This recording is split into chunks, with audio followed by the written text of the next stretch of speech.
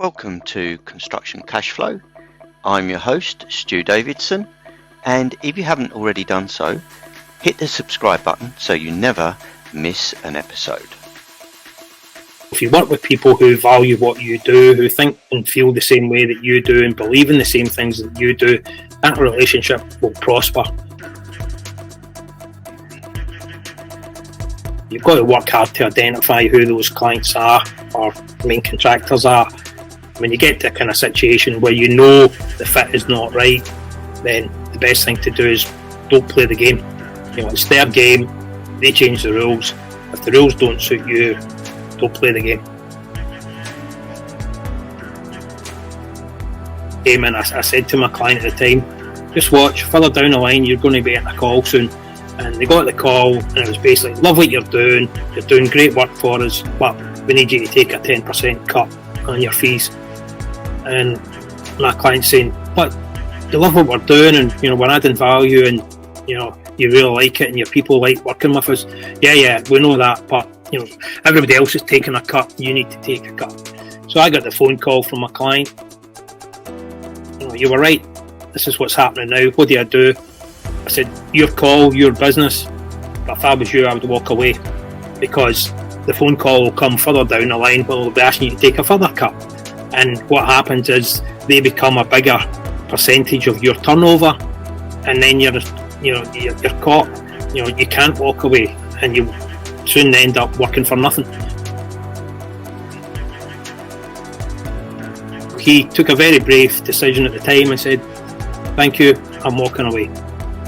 And he walked away. That was fine, and it was absolutely the right decision for his business. Not that long after, this client came chapping on the door again and said, look, we made a mistake there, really like to work for you. And, my client did go back and start work for them, but, it was never taken advantage of again. It used to really surprise the hell out of me that some of these big corporates didn't actually have a clear strategy, and if it did, it was in the chief executive's head and it wasn't shared or communicated to anyone else. And I just, as I say, it used to astound me. Nothing surprises me anymore. In this show, we ask our guests to tell us their story, tell us a little bit about their background, how they got to where they are today, how they developed their product, their services, their ideas. And we discuss how that can affect construction cash flow and other areas of construction. And also to give us an idea of how we might make things better and give you a few tips and ideas to take away with you. And listen to the end where you'll find out more about them, more about our guests, about what motivates them, what inspires them, and hopefully that'll inspire you too. And always, don't forget to hit the subscribe button so you don't miss another episode. In this episode, I have the pleasure of introducing you to Paul McDevitt. Paul originally had an academic background in economics and finance before quickly moving into construction, for which he has many years' experience.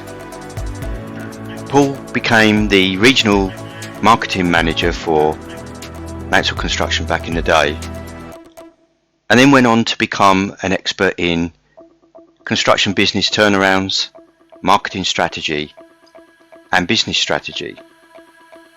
Paul now runs the Positive Action Club for business leaders and company professionals. And so it's without further ado, it's my pleasure to introduce you to Paul McDevitt. Hi Paul, it's really great to have you on the show. How are you doing today? I'm well, Stu. Nice to be here. So tell us about your story. Tell us how you got to where you are now, and maybe some of the challenges that you faced along the way, and some of the successes. Okay, I'll try and summarise that. It's been quite a long and varied career. I started off, my background's in economics with finance. I was going to be an accountant, but kind of seen the light and decided after I completed my degree that really wasn't for me. I was then offered a job as a marketing manager for a regional contractor, and I kind of wasn't sure about it, but I took the job because it was, local to where I lived. I said to my wife at the time, I'll give this 6 months and then I'll get a real job. I spent 2 years with that contractor. I was then headhunted by a company called Mansell, which is now part of the Balfour Beatty empire. And I spent 6 years at Mansell as their regional marketing manager for the business in central Scotland. I was part of the new senior management team that was brought in to turn around an ailing business that had lost a significant amount of money the year before. I helped develop the strategy that turned that business around. Within a year we were back break even, and within 18 months we were one of the best performing divisions in the whole of Mansell, and we managed to sustain that for the next 3 years, which was really good. At that point in time, I wanted to do an MBA, and Mansell very kindly agreed to fund it, and they were dangling the carrot. They were going to make me a director. Unfortunately, I got made redundant, unbeknownst to me, as the Mansell family wanted to get the money out and put the business up for sale, and I was seen as an overhead, which was a bit disappointing, but these things happen. So at that point, I was in the midst of an MBA, got a wife and 2 kids to support, and I decided this is the best time to start up on my own. So I set up a business consultancy specialising in the construction industry called Business Fix, and we, myself and a business partner, ran that together for the next kind of 14 years. That was a real challenge. I mean, we worked across the industry. We worked with contractors of all shapes and sizes. We worked with architects, engineers, quantity surveyors. We worked with the professional bodies, the trade associations. We even worked with the Scottish Government. So, with a really good understanding of what it took to be successful in the industry. And when we kind of first started out, we were helping businesses develop their marketing strategies, as we were both chartered marketers at the time. And what we very quickly discovered was not only did they not have marketing strategies, didn't have any strategies at all. So we helped businesses start to develop their strategies. We got heavily involved through, obviously, when the financial crash happened, it was all about winning work. So we got on board with that. We developed a number of training programs to help people complete tenders and PQQs. And we were really successful at that. We ended up helping businesses win over £2 billion worth of construction work. So that was really good. I say, the financial crash was a challenge for everyone, and we had days where we lost contracts, or projects were cancelled because clients couldn't afford them anymore. And so it was a challenge for everyone. But thankfully we came through that. My business partner, was significantly older than me, decided he wanted to kind of start to wind down. And at that point, I'd get offered an opportunity by a client of mine, a mechanical and electrical business, who asked me to go away and think about what I wanted to do and what it would take to get me to join. So it's not often you get the opportunity to design your own role. So I joined that. This business was part of a larger kind of global technical services business that owned 6 different businesses in the UK. And after about a year or so, I got promoted onto the main board of that business, and I spent the next kind of 5 years there, leading the marketing function initially, and then I set up a building advisory service division, which was basically a data management company. So that was really good. But I say after 5 successful years, we decided to part company, and I fell back into consultancy again in 2022. So set up my own consultancy, picked up a few clients. A few of them are kind of turnaround situations. So I'm really enjoy that kind of stuff. I've got a few non-exec director roles that I'm involved in, again, which I really like. Some of them are startup companies, so I really do like working with young entrepreneurs and helping to shape their in the future kind of direction. And more recently, in the start of 2023, I launched a new business called the Positive Action Club, which is basically a virtual peer-to-peer support network for business leaders from the public, private, and third sector. So yeah, exciting times. It's not been easy to get here. There's been a number of setbacks kind of along the way, but these things are sent to challenge you, and you can either curl up in a ball and feel sorry for yourself, or you roll the sleeves up and you get stuck in. And I prefer to get stuck in. Yeah, so you an amazing long career, huge amount of experience, and you must have seen it. You must have seen it all, from looking at turning businesses around, small businesses, larger businesses, and what do you see, or what do you look for? The first thing, if you look at a business, maybe it's got some trouble, some problems. What is it you kind of look for when you go into a business with the business owner in terms of looking to turn it around, if it's turnaroundable, that is? Yeah, not you're right. Not every business is salvageable. It all comes down to people. I'm a great believer in values, so it's looking at the values of the leader, the management team. Do they have a good set of values? Are they similar to my own values? Because if they're not, then it's unlikely to be a kind of productive relationship. So that's what I look at. I look at do they have a clear product offering? Are they good at what they do? And if they kind of tick all those boxes, then there's a real opportunity to do something with them. What I kind of find is, a lot of businesses get to a kind of situation, they've been really successful, and then something changes in the marketplace and they don't really know how to respond to it. Again, over the number of years I've been in the construction industry, people are really, really good technically. They're good architects, they're good engineers, good contractors. Doesn't mean to say they're necessarily good business people. As I say, we worked for businesses from one-man bands up to some of the very large corporates. And it used to really surprise the hell out of me that some of these big corporates didn't actually have a clear strategy, and if it did, it was in the chief executive's head and it wasn't shared or communicated to anyone else. And I just, as I say, it used to astound me. Nothing surprises me anymore. You'd think that a large corporate that got to that size would have a strategy going forward, but nobody's too big to fail, are they?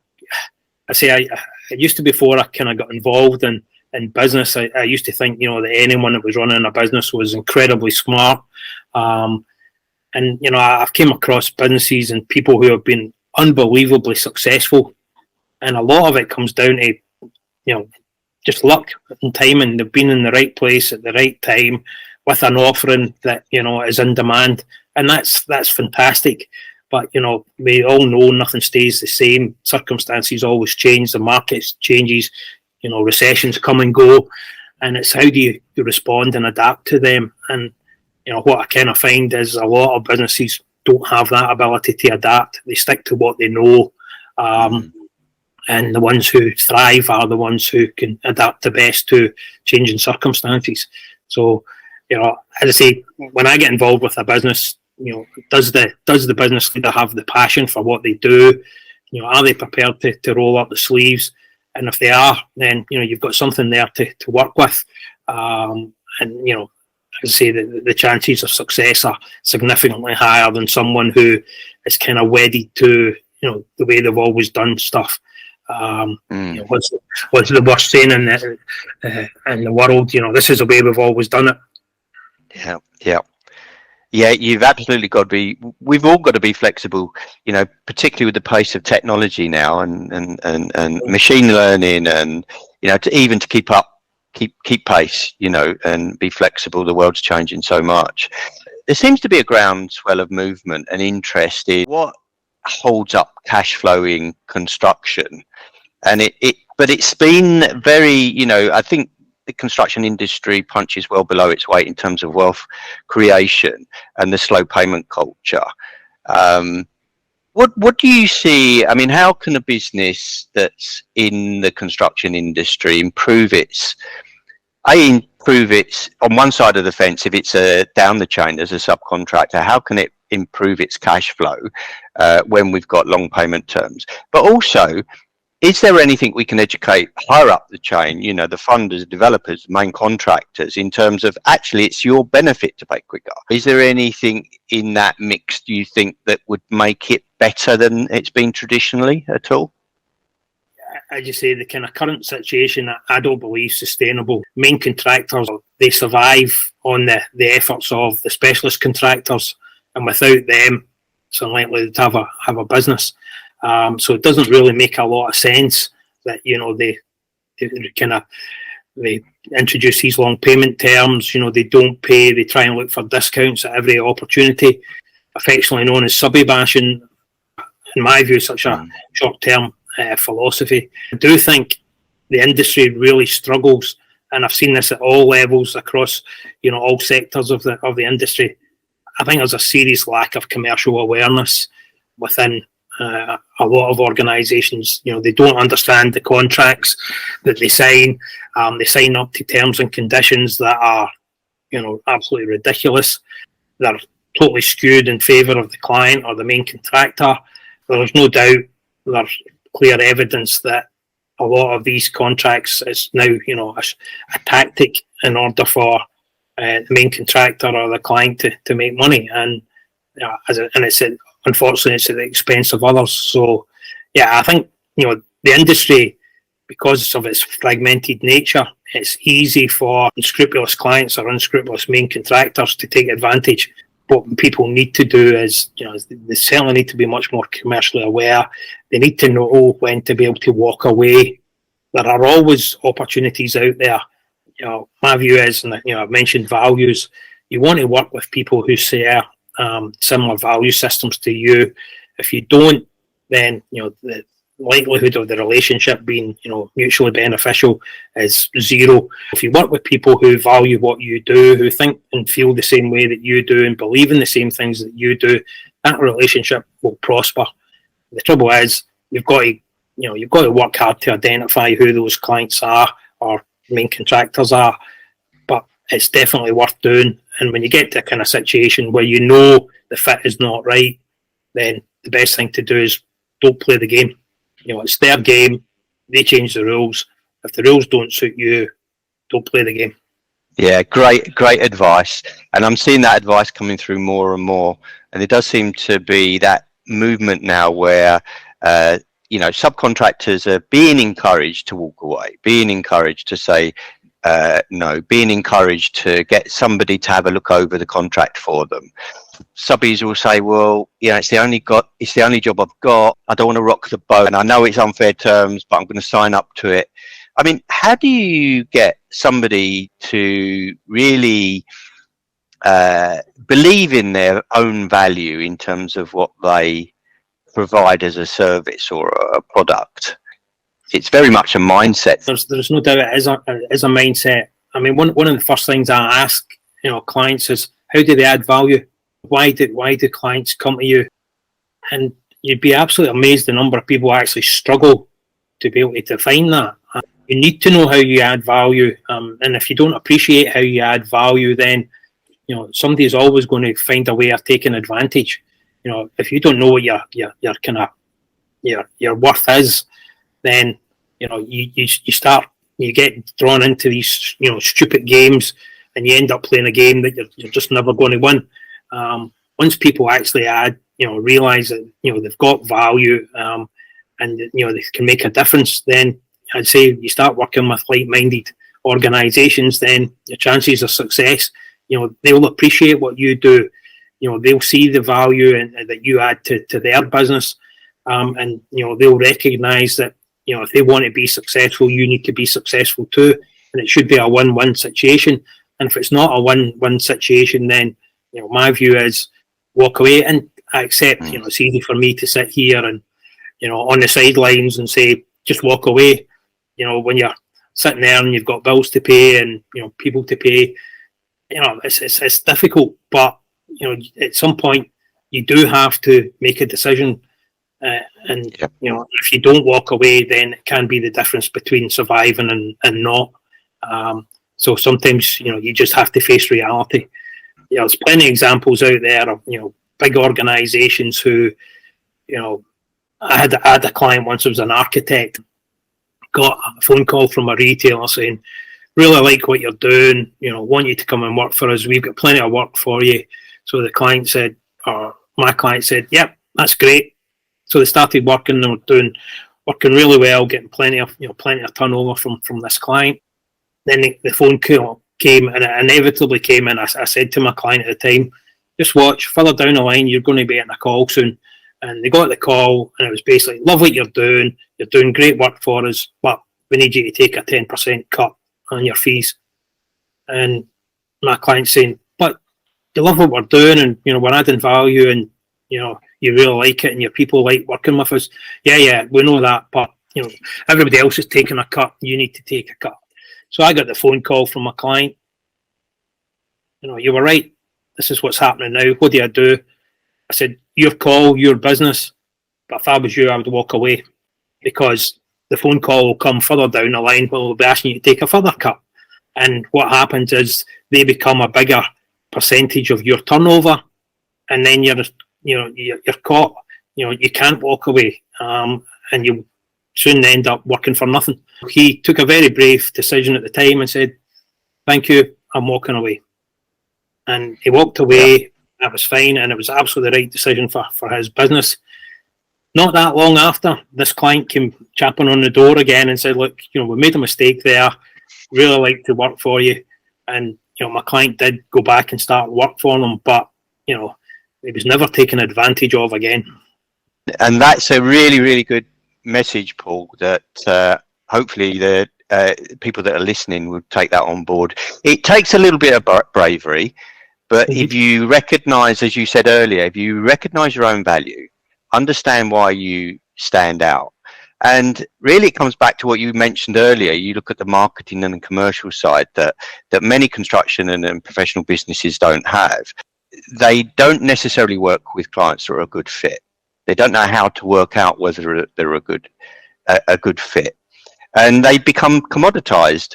And I've fallen for it myself in my quantity surveying business, in that I've allowed myself to become commoditized at times that, I can get a QS down the road for half the price. And it's very difficult when you're in that situation to actually feel that you have a value. And I think I've progressed now to, well, if you're saying that to me, you don't really value what I'm bringing to the table. So we're probably not a good fit. So let's walk away. And then look for a client and focus my marketing on clients that see the value in what I do, or would rather work with me because they like working with me and I like working with them. Yep. And we have something of value for each other. But I think the thing to realize is not everyone is going to see your value, and it's being able to determine that at an early stage and walk away, like you say. I'd say it's easy for me to kind of sit here and say, this is what you should do. When you're, as you say, you've got bills to pay and staff to pay, that makes these kind of decisions, much more difficult. But I think, you've got to be, you've got to kind of do your homework. You've got to know what, an organisation's reputation is in the marketplace. With technology now, it's, you just need to go onto the internet. You can find whatever you want to know about an organisation, whether, they're good, bad, how often are they in court. These things are readily available. So if and you hear in the marketplace, or you're talking to other subcontractors or suppliers and they're saying, look, we're struggling to get paid here, just don't do it. You might have to work a little bit harder to go and find, a decent client, but, I say, just don't play the game.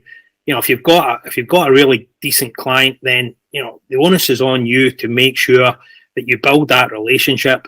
That it's mutually beneficial, and that whatever work the streams they have, they come your way because you're good for one another. You're there to support one another, through thick and thin. And those opportunities are there. Those clients do exist.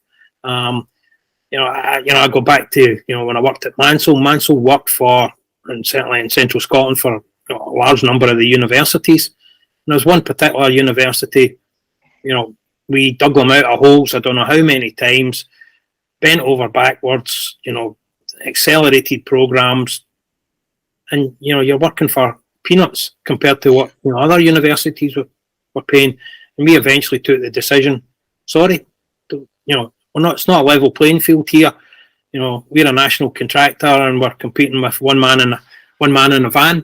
We just, it's just not sustainable. So thank you very much. Yeah. Don't send us any more opportunities. And that's fine.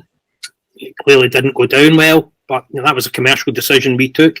And it was absolutely the right commercial decision because, we were getting phone calls from their project managers to say, this is a disaster. Why are you guys not working? We really liked working with you guys. So, well, the situation, and until circumstances change at your end, we ain't playing the game. Eventually, the university come back, and the terms we got and the margins we could make were improved, but there was still, there was nothing compared to other universities where, at that point in time, we had the opportunity to negotiate, opportunities. And if you get the opportunity to negotiate, you're going to take something where you're competing against 5-10 other people. No chance. Great advice, Paul. So I think there's quite a lot to be said for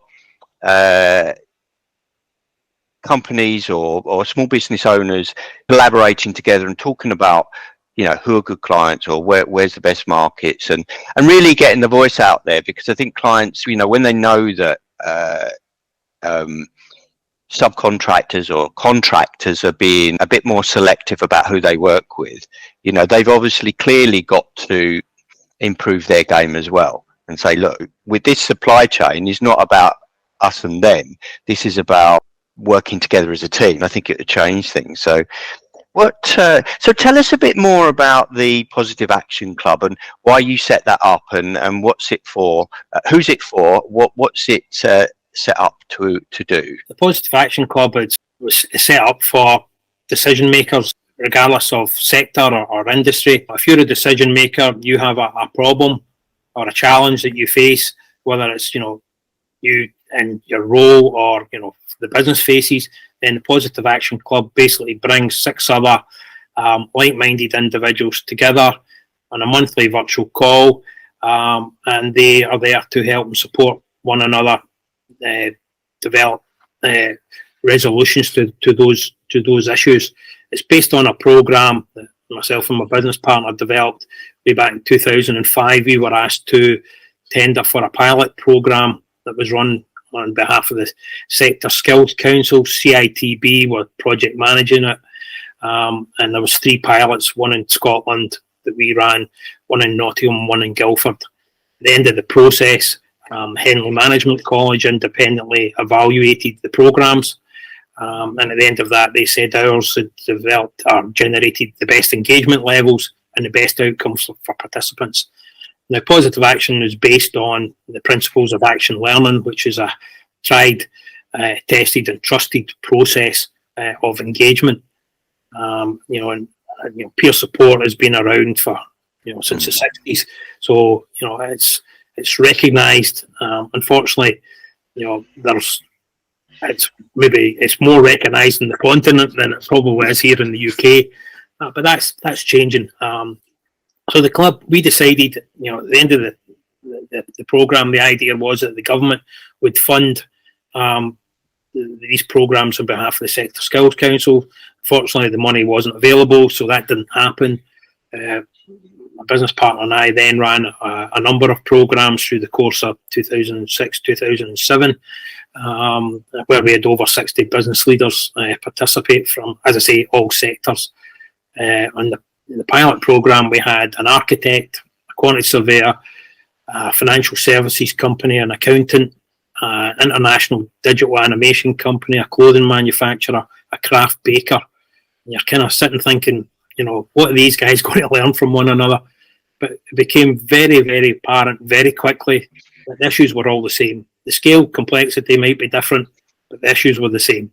And that diversity is what makes the Positive Action Club so effective. So as I say, we ran the programs. The 60 odd business leaders went through it. The successes were superb. We've seen businesses pull back from the brink. We've seen businesses double, treble in size. We've seen businesses develop new markets, enter new markets. People sorting out succession planning. You name the issue, Positive Action Club can help you deal with it. But at that time, timing is everything. The programs were going well. Unfortunately, the financial crash happened. And these programs were expensive to deliver. You were taking people away from the office for, probably 6 days over the course of kind of 6 months. They were held in hotels. There was catering. It was expensive to run. At that point in time, the only thing that mattered was about winning work. That's all companies were interested in. And, so we decided to park the program and go away and help our clients win work. And we did that. So when I kind of set up again in 2022, I was kind of thinking, what did I enjoy? What was, the most effective thing I'd been involved in? And it came back to me, Positive Action Club. I loved it. It was a great experience. I learned so much from it. I met some, fantastic people. And I just thought, that was brilliant. But I kept going back to it was expensive. How do we make it work? And it kind of dawned on me, we've got, if there's anything positive come out of the kind of pandemic was, the ability for people to work remotely and the technologies, progress significantly. So, these kind of sessions are much easier to hold. And I thought, that's going to make it much more affordable, much more accessible. So I'm going to set this up again. I went away, I spoke to previous participants to ask them their opinion and views. And the feedback I got was, what's taking you so long? You should have been doing this years ago. And yeah, probably should have, to be honest. But, the feedback I've been getting, I've been talking to a number of, individuals. Everyone I've spoken to, can absolutely see the merit in it. I've spoken to a number of industry bodies and trade federations. And again, they are really supportive and, they're going to help me promote it to their members. So yeah, there's kind of hopefully there is real exciting times ahead. So how could the listeners find out a bit more about the Positive Action Club? It sounds amazing, and I think it's really, really important for them to have. And particularly, I can't think of anyone more experienced and more qualified to run one as just do your good self. And I think they'll get a lot out of it from you and from each other. And as you say, business has many facets. Construction people tend to look at, I'm a constructor first, or I'm a chippy first, or I'm an electrician first, or an architect might say I'm an architect first, or a QS might say I'm a QS. But that doesn't keep them in business, does it? It's, can I do marketing? Do I know about business? Can I read the balance sheet? What's my exit strategy? Because sometimes we hold on to our businesses like they're our baby, but it's not. That's not a business, is it? Your business has to run on its own. You have to think about, can it? I always think, set a business up as if you're going to sell it, and then you get the systems in place. How could they find out more about the Positive Action Club, Paul? Visit the Positive Action Club website, www.positiveactionclub.com. There's plenty of information there. There's testimonials from previous participants.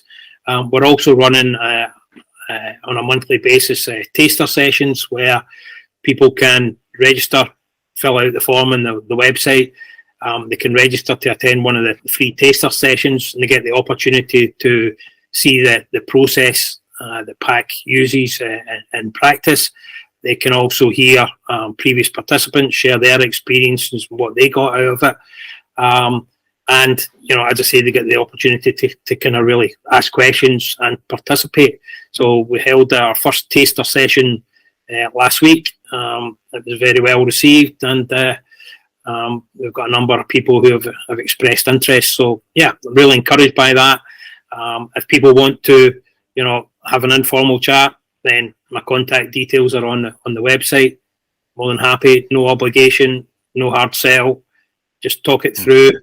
I recognise, it's not going to be for everyone, but equally, I recognise being a business leader or being a decision maker can be a very, very lonely place. I experienced that myself. As I say, setting up consultancy. Before I'd worked with a business partner. This time I'm out on my own, and I did. Unfortunately, somebody pointed out to me after I said I thought I'd lost my mojo. They said, "No, you haven't lost your mojo. You just don't like working on your own." And I'm thinking, hadn't thought of that, but you're absolutely right. And I'm pretty certain there's plenty of other people out there like me who, find it difficult, and they don't have anyone, they can kind of turn to it. And the beauty of PAC is, everyone's there to support one another. It's a safe, it's a friendly, it's a non-judgmental environment. Everyone's there to support one another. Everyone's there with their own issues that they want to deal with. And PAC helps them, peel back the layers. What we find is people come to the table with an issue, and it tends to be a kind of symptom of a more deep-rooted kind of issue. And PAC helps them peel back the layers. It also, PAC encourages people to create a personal action plan that they share with the group at every virtual session. They then go away and work on that. There's one-to-one coaching involved in PAC as well. So you've got the opportunity to share with your coach, if there's any issues, implement your action plan.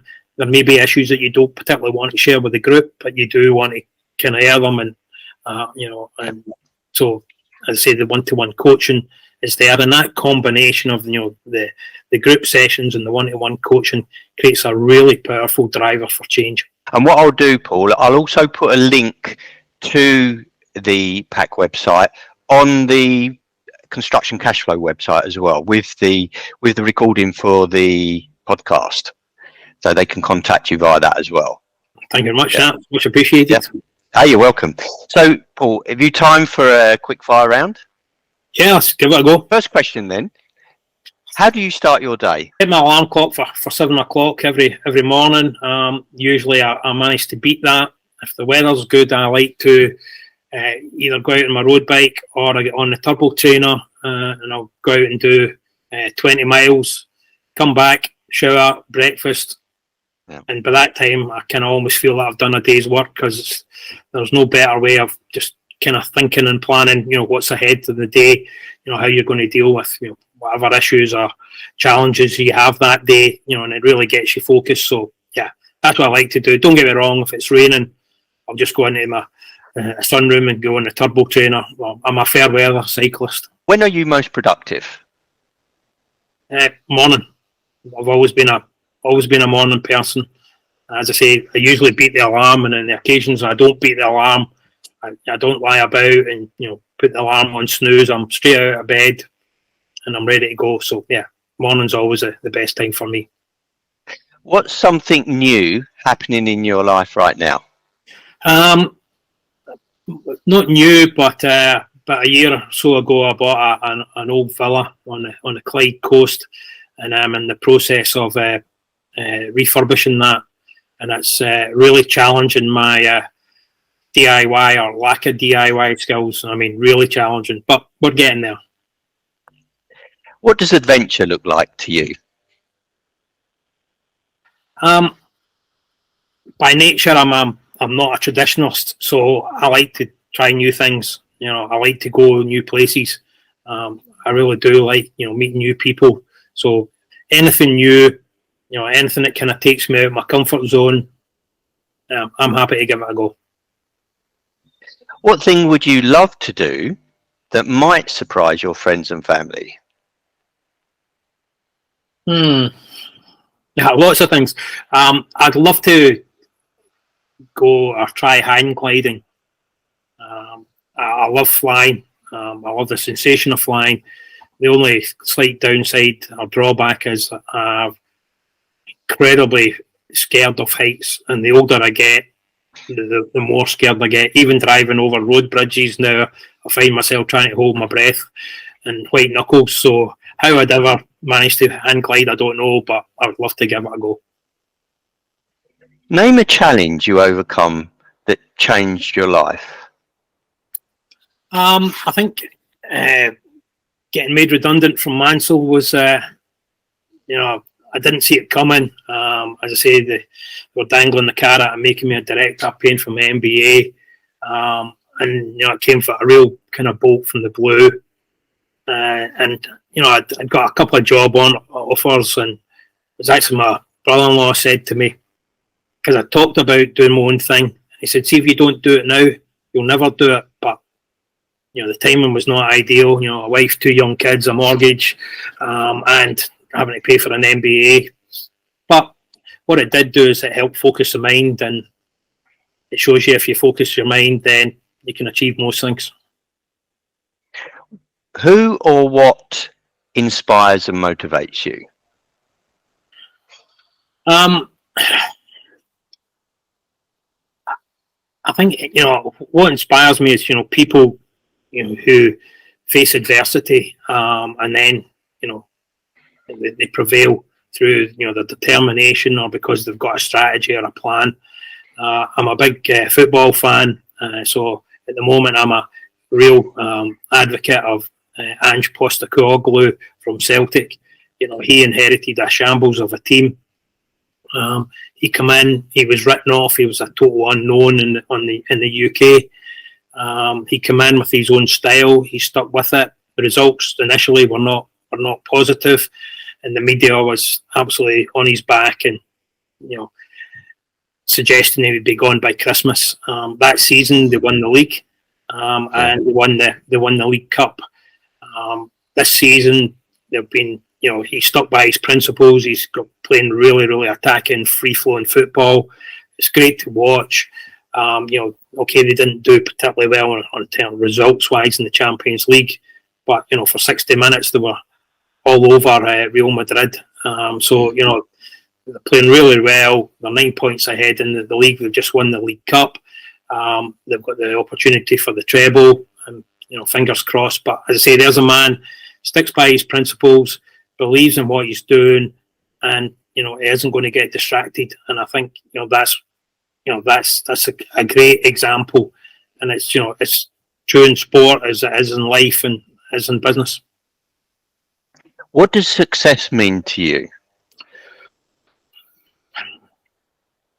Freedom, choice. It's an opportunity to do the things you want to do. It's an opportunity to give something back, to get involved in things. If you've got success, and you're financially secure, you don't need to kind of play the game. You can be independent. You can go and do your own thing, whatever that happens to be. So yeah, that's what success means for me. What advice would you give to your young self? Yeah. Many's a time I've said don't get involved in the construction industry, but no, that's not true. As I said to my wife, I'll give this 6 months, I'll get a real job, and 25 plus years, I'm still heavily involved in construction, and I wouldn't change it for the world. It's a phenomenal industry. My advice would be believe in yourself. Surround yourself with positive people, and don't take yourself too seriously or take life too seriously. Life's about having fun and sharing it with like-minded people. So yeah, I think initially you've got to believe in yourself. Well, thank you, Paul. Thank you so much for that. What an amazing story you've got. So much experience, story, and motivation, inspiration. I know I've taken some away with me as well in terms of what you've been saying. So thanks so much for coming on the podcast. It's been an absolute pleasure. Thanks for the opportunity. You've been listening to Construction Cashflow. Hit the subscribe button if you haven't already done so you never miss an episode. And remember, the faster cash flows, the faster wealth grows. And don't forget, if you enjoyed the show, give us a rating and review.